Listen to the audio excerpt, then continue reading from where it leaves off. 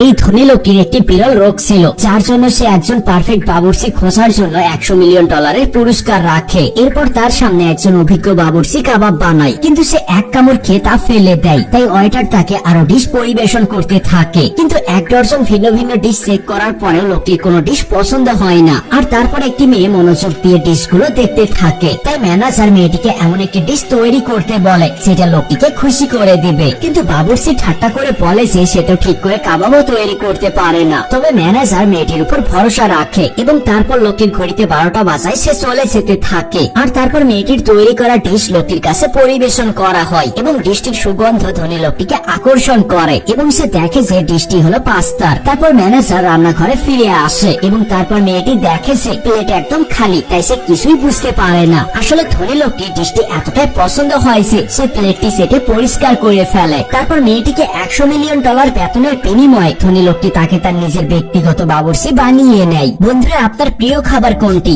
এই ধনী লোকটির একটি বিরল রোগ ছিল, যার জন্য সে একজন পারফেক্ট বাবুর্চি খোঁজার জন্য $100 মিলিয়ন পুরস্কার রাখে। এরপর তার সামনে একজন অভিজ্ঞ বাবুর্চি কাবাব বানায়, কিন্তু সে এক কামড় খেয়ে তা ফেলে দেয়। তাই ওয়েটার তাকে আরো ডিশ পরিবেশন করতে থাকে, কিন্তু 1 ডজন ভিন্ন ভিন্ন ডিশ চেক করার পরেও লোকটির কোনো ডিশ পছন্দ হয় না। আর তারপর একটি মেয়ে মনোযোগ দিয়ে ডিশগুলো দেখতে থাকে। তাই ম্যানেজার মেয়েটিকে এমন একটি ডিশ তৈরি করতে বলে যেটা লোকটিকে খুশি করে দিবে, কিন্তু বাবুর্চি ঠাট্টা করে বলে যে সে তো ঠিক করে কাবাবও তৈরি করতে পারে না। তবে ম্যানেজার মেয়েটির উপর ভরসা রাখে এবং তারপর লোকটির ঘড়িতে 12টা বাজায় সে চলে যেতে থাকে। আর তারপর মেয়েটির তৈরি করা ডিশ লোকটির কাছে পরিবেশন করা হয় এবং ডিশটির সুগন্ধ ধনী লোকটিকে আকর্ষণ করে এবং সে দেখে যে ডিশটি হলো পাস্তার। তারপর ম্যানেজার রান্নাঘরে ফিরে আসে এবং তারপর মেয়েটি দেখে যে প্লেট একদম খালি, তাই সে কিছুই বুঝতে পারে না। আসলে ধনী লোকটি ডিশটি এতটাই পছন্দ হয়েছে সে প্লেটটি সেটে পরিষ্কার করে ফেলে। তারপর মেয়েটিকে $100 মিলিয়ন বেতনের বিনিময়ে ধনী লোকটি তাকে তার নিজের ব্যক্তিগত বাবুর্চি বানিয়ে নেয়। বন্ধুরা, আপনার প্রিয় খাবার কোনটি?